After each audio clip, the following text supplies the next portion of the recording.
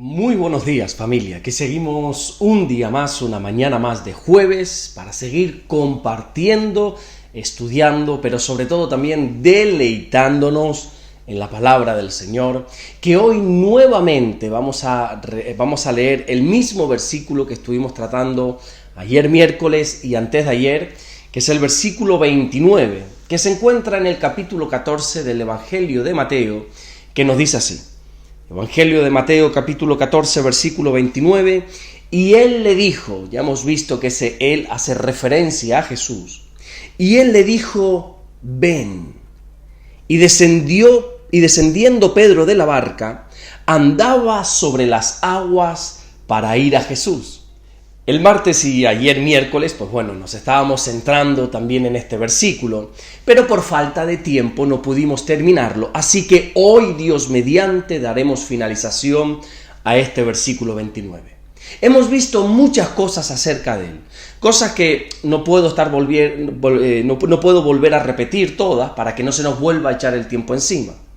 Pero lo último que me gustaría resaltar de este versículo es lo que no dice. Sí, has oído bien. Quiero hablar de lo que el texto no dice. He estado 2 días consecutivos intentando desglosar, desmenuzar, escudriñar todo lo que dice el versículo y hoy me centraré en lo que no dice. Date cuenta que este versículo nos muestra a Pedro descendiendo de una barca y caminando sobre las aguas. Pero como te decía en días anteriores, en esa barca no solo estaba Pedro, sino que también estaban los demás discípulos. Pero sin embargo, el único que le pidió al Señor descender de la barca y el único que pudo caminar sobre las aguas fue Pedro. Y entonces mi pregunta es, ¿y los demás? ¿Y los 11 discípulos restantes qué hacían? Estoy seguro que los 11 discípulos estarían literalmente alucinando viendo a Pedro caminar sobre las aguas. Probablemente estaban gozosos, estarían alegres, contentos de ver a su hermano moviéndose en lo sobrenatural. Pero sin embargo la Biblia no registra, no dice en ningún momento que ninguno de ellos se atreviera a descender de la barca para caminar sobre las aguas. Pedro no solamente fue valiente por tomar la decisión de bajar de la barca, sino por ser el único en bajar de la barca. Y mientras Pedro caminaba sobre las aguas, los demás lo único que hacían era mirar. El resto de los discípulos se convirtieron en simplemente unos espectadores de lo que Dios estaba haciendo. Y así sigue pasando hoy en día dentro del reino de Dios. Hay personas que decidimos saltar de la barca, personas que decidimos adentrarnos en lo desconocido, en lo incierto, pero que por fe damos ese salto. Mientras que otros deciden quedarse en la seguridad de la barca, observando lo que Dios está haciendo con otras personas. Y no quiero decir que eso esté mal, pero qué triste es ser un espectador cuando Dios quiere que seas el protagonista. Está bien que te alegres, claro que sí, cuando ves a un hermano moviéndose en lo sobrenatural. Pero no solamente quédate con ese gozo, con esa alegría, sino ten el deseo de tú también moverte en los milagros de Dios. Esto es lo mismo que le pasó o que sucedió en el día del Pentecostés. Aquel día donde la Biblia nos dice que había 120 hermanos unidos en un aposento alto. Y dice la Biblia en el libro de Hechos, en el capítulo 2, versículo 2, que de repente vino del cielo como un estruendo, como un viento recio que soplaba, y ese viento llenó toda la casa donde estaban aquellos 120 y se les aparecieron como unas lenguas repartidas como de fuego y todos fueron llenos del Espíritu Santo y todos los 120 comenzaron a hablar en otras lenguas. Imagínate esto por un momento, 120 personas bajo el poder de Dios, moviéndose en lo sobrenatural, hablando en otras lenguas. Pero el texto continúa diciendo que en ese momento en Jerusalén habían judíos de todas las naciones bajo el cielo. Había miles de judíos, miles de creyentes en ese lugar. Pero el versículo 7 nos dice que muchos estaban atónitos y maravillados, mirando lo que estaba sucediendo.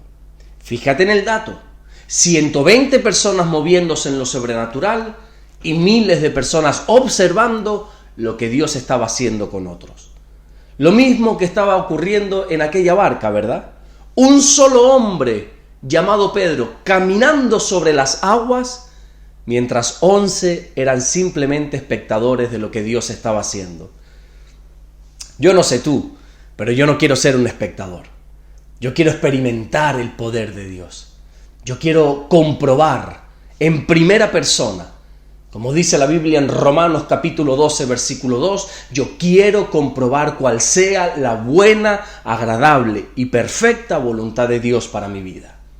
Yo no quiero que me cuenten de lo que es capaz de hacer Dios en las personas.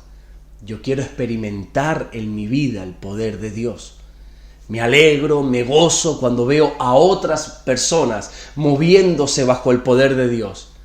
Pero yo no me quiero quedar en la barca. Yo no quiero ser simplemente un espectador. Yo no quiero simplemente observar. Yo no he nacido para ver lo que Dios hace con otras personas. Tú y yo hemos nacido con un propósito en nuestra vida donde Dios va a derramar su poder sobre nosotros. Qué bueno por todo lo que Dios está haciendo con otras personas.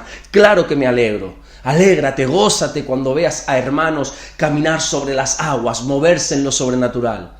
Pero no te conformes con eso. Busca también el poder de Dios sobre tu vida. No seas un simple espectador.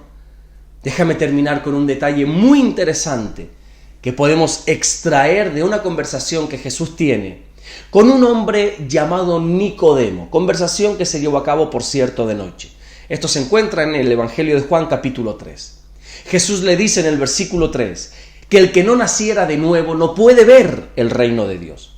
Pero si sigues leyendo y llegas al versículo 5, Jesús le dice que el que no naciere de agua y del Espíritu no puede entrar en el reino de Dios. ¿Te das cuenta lo que te quiero decir? Tú puedes ver el reino de Dios o por el contrario puedes entrar en el reino de Dios. Tú decides. La decisión está en ti.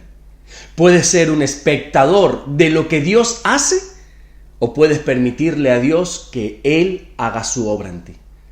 Honestamente, yo prefiero ser un Pedro que experimente el poder de Dios en primera persona a ser parte de ese grupo que no quiere salir de su comodidad y simplemente son espectadores de lo que Dios está haciendo con otras personas. Vuelvo y repito, nos alegramos por ello, pero nosotros también tenemos que experimentar lo que Dios quiere para nuestra vida. Amén. Vamos a orar en esta mañana y a darle gracias a nuestro buen Dios. Señor, te damos las gracias porque tú eres bueno, Señor. Gracias porque siempre estás con nosotros. Tú eres Emmanuel, un Dios con nosotros.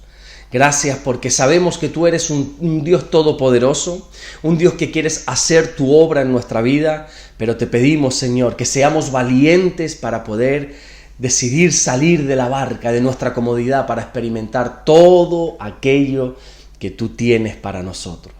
Señor, oramos para que nos guardes en este día, que hoy jueves podamos ver tu mano poderosa sobre nuestra vida, Señor. Gracias por todo lo que estás haciendo y gracias por todo lo que vas a hacer en el nombre bendito de Jesús.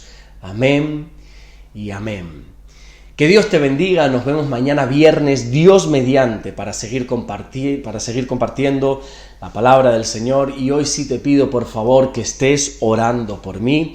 Esta tarde, Dios mediante, voy a estar en Tenerife, predicando, compartiendo la palabra en la iglesia de mi pastor, de José Manuel Sierra, y bueno, me pongo bastante nervioso y necesito que por favor estén orando por mí para que el Señor pueda darme claridad en el mensaje, pueda explicar bien lo que creo que Dios ha puesto en mi corazón y pueda desglosar bien la palabra del Señor. Nos vemos mañana viernes, Dios mediante, para seguir compartiendo la palabra de nuestro buen Dios. Bendiciones.